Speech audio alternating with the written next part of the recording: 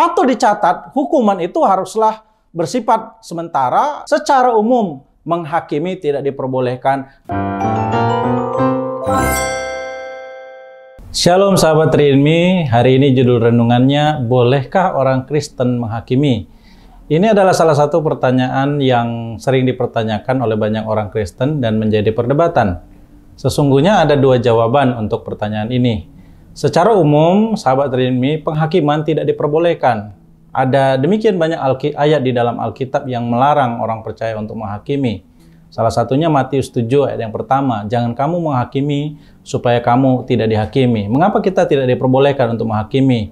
Karena posisi kita sama dengan orang lain. Kata supaya kamu tidak dihakimi menyiratkan bahwa kita juga adalah pihak yang harusnya juga menerima penghakiman. Kita sama-sama terdakwa, jadi tidak pantas untuk menghakimi orang lain. Yang kedua, Matius 7 ayat yang kedua, karena dengan penghakiman yang kamu pakai untuk menghakimi, kamu akan dihakimi, dan ukuran yang kamu pakai untuk mengukur akan diukurkan kepadamu. Kata ukuran dalam bahasa aslinya metron, dari sinilah berasal kata meter.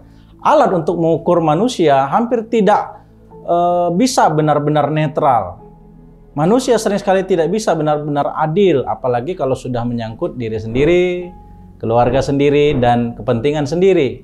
Dan kemudian dalam Matius pasal yang ke-7 ayat yang ketiga, mengapakah engkau melihat selumbar di mata saudaramu, sedangkan balok di dalam matamu tidak engkau ketahui? Mata kita tidak bisa melihat semua sisi. Kita tidak bisa melihat segala perkara dari semua jenis perspektif. Ya kenapa? Karena di mata kita ada balok. Itu sebabnya kita secara umum tidak diperbolehkan untuk menghakimi. Namun jika saya hanya berhenti sampai di sini, mungkin beberapa orang yang tekun membaca Alkitab dan cukup kritis akan memprotes saya dan berkata, bagaimana dengan tokoh-tokoh Alkitab yang melakukan penghakiman seperti Musa, Nabi Samuel, para hakim di kitab Hakim-Hakim, Raja Salomo, dan kemudian Rasul Paulus? Bagaimana dengan Tuhan Yesus sendiri yang berkata dalam Yohanes pasal 7:24, janganlah menghakimi menurut apa yang nampak, tetapi hakimilah dengan adil. Lalu bagaimana pula dengan orang Kristen yang memang profesinya adalah seorang hakim dan harus menghakimi sebuah perkara berdasarkan perundang-undangan yang berlaku? Itu sebabnya jawaban yang kedua, secara khusus penghakiman diperbolehkan, tapi penghakiman ini memiliki syarat-syarat yang ketat. Apa saja persyaratannya? Yang pertama, kita harus tahu duduk perkaranya dengan jelas. Seorang harus tahu betul perkara yang akan dia nilai atau dia hakimi. Dapat informasi yang lengkap, ada saksi, ada bukti. Jadi bukan sekedar opini atau prasangka. Bukankah Alkitab juga mewajibkan ada keterangan dari 2 atau 3 orang saksi? Jadi tidak boleh menilai hanya dari keterangan dari 1 orang saja. Harus tahu duduk perkara dengan jelas. Yang kedua, tidak jatuh dalam perkara yang sama. Kalau kita adalah orang yang suka berbohong, lalu menghakimi keluarga kita yang kita temukan berbohong, nggak lucu, ya. Itu sama seperti melihat balok di mata orang lain, tapi balok di mata sendiri tidak kelihatan. Bagaimana kita berusaha menjadi hakim, mendamaikan orang yang suka bertengkar, sementara kita sendiri ternyata orang yang sering bertengkar? Itu sebabnya kita harus benar-benar clear dalam suatu kesalahan sebelum kita kemudian memutuskan untuk menghakimi satu perkara.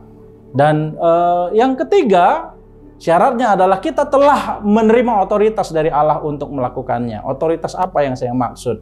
Dalam hubungan antara guru dengan murid, guru adalah orang yang diberikan otoritas untuk menghakimi murid-muridnya. Demikian juga dengan orang tua. Orang tua adalah oknum yang diberikan otoritas oleh Tuhan untuk menghakimi atau mendisiplinkan anak-anaknya. Hakim diberi otoritas oleh Allah melalui negara untuk menghakimi dan menjatuhkan hukuman kepada rakyatnya. Patut dicatat, hukuman itu haruslah bersifat sementara dan untuk mendisiplinkan.